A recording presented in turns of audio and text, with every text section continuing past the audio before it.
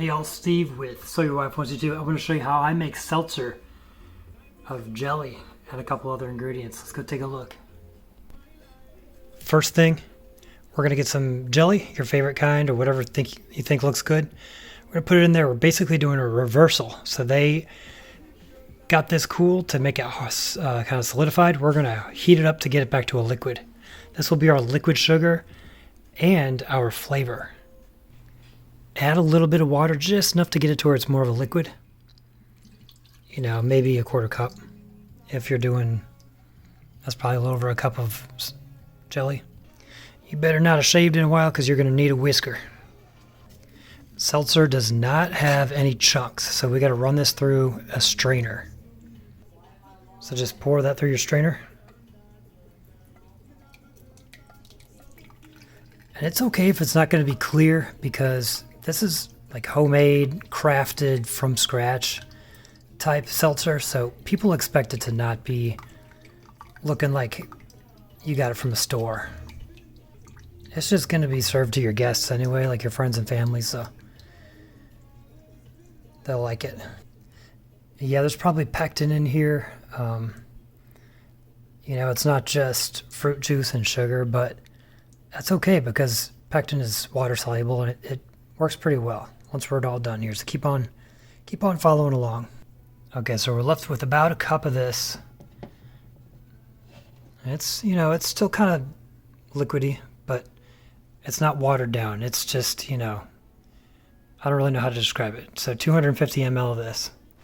Here's how I do my calculations. We have a final jar, which is 1.5 pints. That is about roughly 710 ml. We're taking that 710 and we want to make it a 5% ethanol solution. So 710 times 0.05 gives us about 35.4 ml. And that is if this solution is 100% alcohol. But it is, we have 45% alcohol, so we're going to take that 35.4 and divide it by 0.45. That gives us 78.6 ml that we have to add. All right, so we've got our 45%. We got to put it in this 1.5 jar. So a tablespoon is 15 ml. So we're just going to measure that way. 15, 30, 45, 60, and 75. I know we said 78. I'm going to stop at 75 because it's close enough. All right, we're going to round up a little bit. So this has become an 80 right here for the purposes of our next step. So we're going to take 710 ml capacity jar minus the about 80 ml that we already put in. It's a little less, but that gives us a little extra room. That's 630, if I did my math right. 630. So we want 1 part sugar and 2 parts of a sparkling beverage. So let's divide this by 3 now. 630 divided by 3. I don't draw my 3's very well. Sorry about that. That is 210. So 210. So 210. We said 1 part sugar. That's going to be our syrup that we made with the jelly.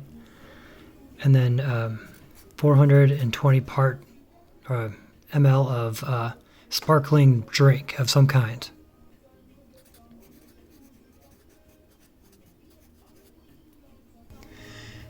So we were already putting some sugar in that, and I don't like a whole lot of sugar in my drinks, so I'm going in with some cherry limeade. This does not have any sugar in it, and it's pretty healthy. Not a lot of extra like sweeteners or anything like that. There's some, but it's pretty light and good. Lots of bubbles, which is good. So we're gonna do that. So I poured this out to make it just over 200. We said 210 was what we wanted. So this is the right amount here.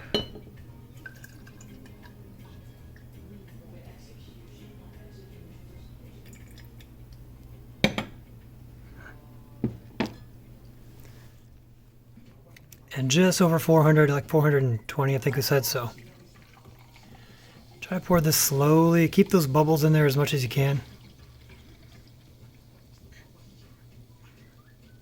Oh my god, that's 400 right there. That's like 425 right there. I'm going to stop there. And here is your delicious seltzer. You have to mix it real gently. You don't want those bubbles to come out as much as possible. There's stuff on the bottom. We're bringing it up.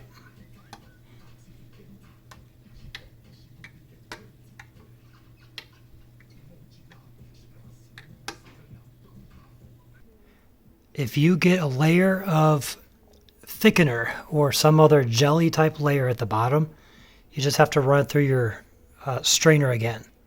Some jellies will have a lot of thickener at the bottom and some a little bit less. Run it through, and then you can always add a little extra alcohol and a little extra sparkly to make up for the volume loss. But yeah, if there's a big thick layer, there was some layer on the bottom of mine, and I ran it back through the strainer and I got rid of it. What you're doing there is getting some of that thickener agents out, the gums or some of the pectins and soluble fibers out. And then what you're left with is the sugar that they put in there and all that fruit acids and fruit juices.